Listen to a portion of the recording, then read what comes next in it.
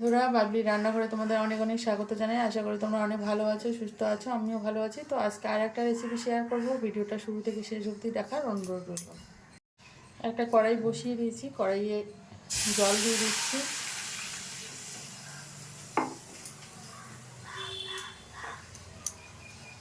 একটু লবণ দিয়ে দিচ্ছি জলে। জলটা ফুটে গেছে, এবার চালের গুঁড়িটা অল্প অল্প করে দিয়ে দিচ্ছি।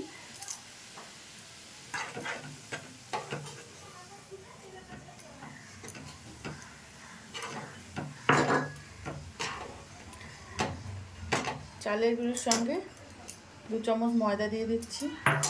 এটাকে ভালো করে একটু মিশিয়ে নেব।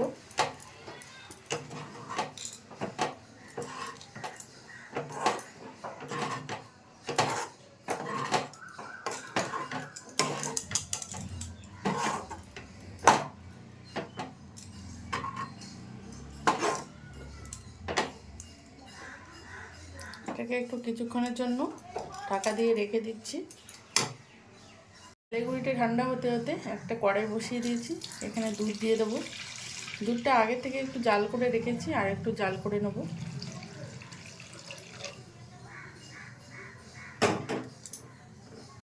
চালের গুঁড়িটা একটু একটা পাত্রে ঢেলে নিয়েছি। এবার এটাকে একটু ভালো করে মেখে নিচ্ছি। এটাকে ভালো করে মেখে নিয়েছি। এবার ছোট ছোট লেচি কেটে নেব এখান থেকে।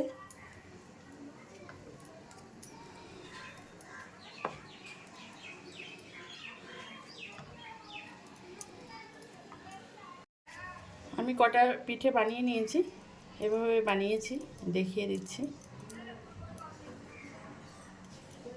এরকম করে বানিয়েছি।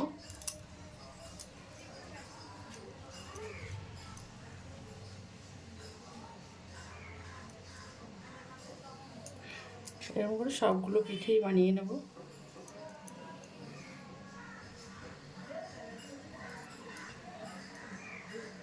এখন বন্ধুরা, পিঠেগুলো বানিয়ে নিয়েছি, একদম পাস্তার মতো দেখতে হয়েছে। এখানে দুধটা কিন্তু জাল হয়ে গেছে।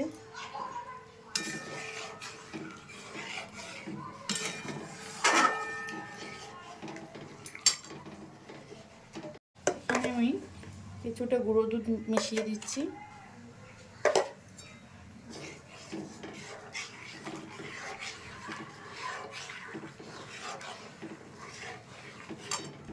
এবারে আমি পাস্তা পিঠেগুলো ঢেলে দিচ্ছি।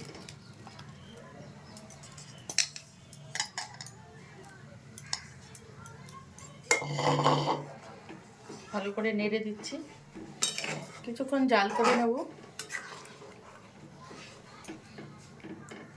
দেখুন পিঠেটা ফুটে গেছে, 5 মিনিট জাল করে নিয়েছি। এবার আমি গুড়ের বাতাসাটা দিয়ে দেবো। আপনারা গুড় ব্যবহার করতে পারেন।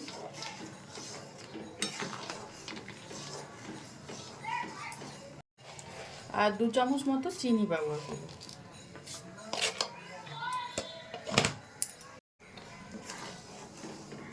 নেড়ে দেবো একটু।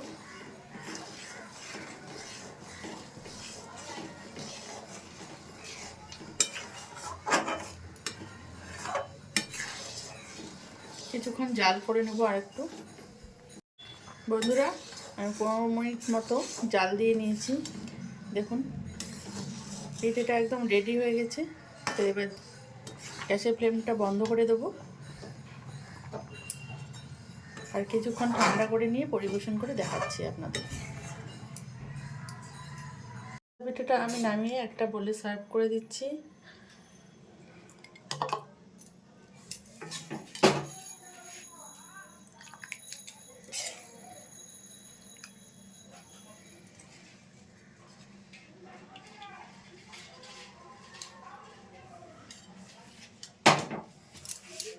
বন্ধুরা, এই পিঠেটা খুব সহজেই করে ফেলা যায়। দেখলেন তো কত সহজেই করে নিলাম।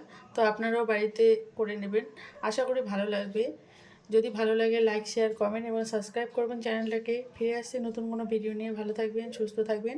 আর ফেসবুক পেজ থেকে যারা দেখছেন তাদেরকে বলবো আমার পেজটাকে ফলো করে দিতে।